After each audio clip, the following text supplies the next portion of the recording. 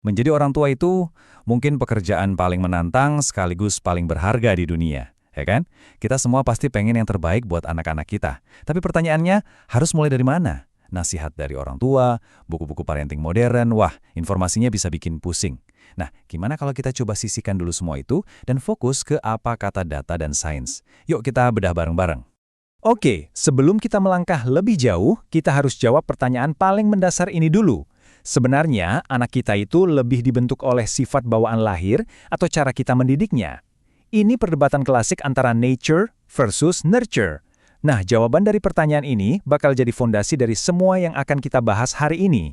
Dan ternyata setelah ada penelitian raksasa selama 50 tahun yang melibatkan jutaan anak kembar, sains memberikan jawaban yang cukup mengejutkan. Jawabannya adalah 50-50. Yep, bener banget. Pengaruh genetik dan cara kita dibesarkan itu porsinya sama besar. Ini jadi penegasan kalau peran kita sebagai orang tua itu krusial banget.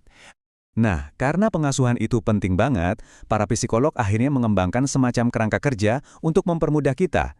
Dipelopori oleh seorang psikolog bernama Diana Baumrind, ada 4 gaya pengasuhan inti yang akan kita kupas tuntas satu persatu.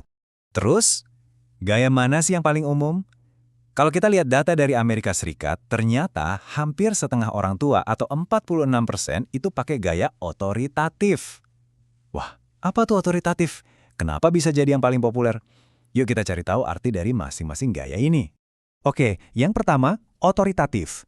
Gampangnya bayangin aja ini kayak pelatih olahraga yang hebat. Mereka tuh hangat, selalu mendukung, tapi mereka juga punya aturan main yang jelas dan ekspektasi yang tinggi. Tujuannya apa? Ya untuk membentuk anak yang mandiri dan juga bertanggung jawab. Selanjutnya, kita punya gaya otoriter. Nah, kalau yang ini tuntutannya tinggi tapi kehangatannya rendah. Ini kayak gaya militer. Aturan adalah segalanya, dan anak diharapkan patuh tanpa bertanya. Kalimat andalannya, pokoknya ikutin aja kata papa sama mama. Berikutnya, gaya permisif. Ini kebalikannya dari otoriter. Banyak banget kehangatannya, tapi aturannya sedikit sekali. Orang tua di sini perannya lebih kayak sahabat daripada figur otoritas. Kata tidak itu jarang banget dipakai. Dan yang terakhir ada gaya abai. Ya, sesuai namanya ya, gaya ini ditandai dengan ketidakhadiran, baik secara emosional maupun fisik. Orang tua nggak terlibat, nggak responsif, dan nggak menetapkan batasan apapun. Oke, kita udah kenalan sama keempat gayanya. Sekarang kita masuk ke pertanyaan yang paling penting. Apa sih dampaknya ke anak pas mereka tumbuh dewasa nanti? Yuk kita lihat hasil jangka panjangnya. Coba deh kita sandingkan 2 gaya yang sama-sama punya ekspektasi tinggi. Otoritatif yang hangat dan otoriter yang kaku. Sama-sama menuntut, tapi cara penyampaiannya itu ibarat bumi dan langit. Dan ternyata, perbedaan pendekatan ini secara konsisten menghasilkan buah yang beda banget. Anak-anak yang dibesarkan secara otoritatif cenderung lebih unggul di sekolah dan juga gampang bergaul. Sementara itu, pendekatan otoriter seringkali justru berkorelasi dengan hasil sebaliknya. Sekarang, kita beralih ke 2 gaya yang ekspektasinya rendah, permisif dan abai. Keduanya sama-sama longgar soal aturan, tapi yang jadi pembeda utamanya adalah ada atau enggaknya kehangatan dan koneksi emosional. Dan hasilnya menunjukkan pola yang sangat jelas, kurangnya struktur itu secara konsisten berdampak negatif. Anak-anak dari pengasuhan permisif biasanya kesulitan dengan disiplin diri, sementara mereka yang mengalami pengasuhan abai menghadapi tantangan paling berat, terutama di bidang akademik.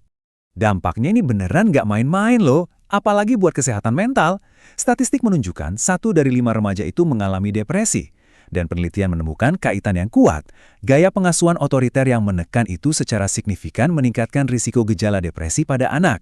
Dunia parenting itu kan dinamis ya, selalu berkembang. Nah, selain 4 gaya inti tadi, sekarang ada istilah-istilah baru yang mungkin sering kita dengar. Coba kita lihat sekilas gimana tren-tren modern ini nyambungnya sama kerangka yang sudah ada. Di satu sisi, ada yang namanya helicopter parenting. Ini tuh orang tua yang selalu terbang di atas anaknya, siap siaga mengatasi setiap masalah kecil.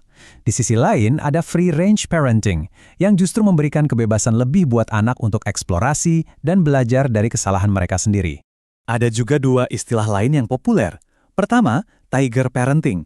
Ini bisa dibilang versi ekstrim dari gaya otoriter, dengan penekanan super tinggi pada prestasi akademis.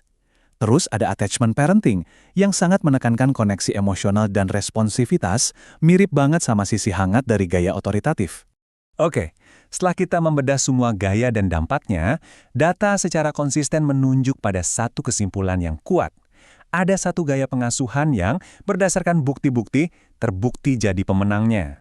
Para peneliti bahkan menyimpulkannya dengan sangat lugas. Bunyinya seperti ini. Bukti ilmiah dengan jelas mendukung pengasuhan otoritatif sebagai strategi paling efektif untuk membesarkan anak yang kompeten, sukses, dan bahagia. Emang apa aja keunggulannya? Wah, banyak, mulai dari prestasi akademis yang lebih tinggi, keterampilan sosial yang lebih baik, kepercayaan diri yang bagus, kesehatan mental yang lebih stabil, sampai kenakalan remaja yang berkurang. Ini benar-benar paket lengkap deh. Buktinya itu begitu kuat dan meyakinkan, sampai-sampai organisasi besar seperti American Academy of Pediatrics alias Ikatan Dokter Anak Amerika secara resmi merekomendasikannya. Jadi, ini bukan lagi sekedar opini, tapi sudah jadi standar emas dalam dunia pengasuhan anak menurut para ahli. Tapi tunggu dulu, apa sesederhana itu? Penelitian juga mengajak kita berpikir lebih dalam. Mungkinkah ini bukan cuma jalan satu arah? Bisa jadi loh, anak yang dari sananya punya temperamen lebih tenang dan mudah diatur, justru mengundang orang tuanya untuk bersikap lebih otoritatif. Ini jadi pengingat penting bahwa hubungan orang tua dan anak itu seperti tarian, sebuah dinamika dua arah yang terus berubah dan saling mempengaruhi.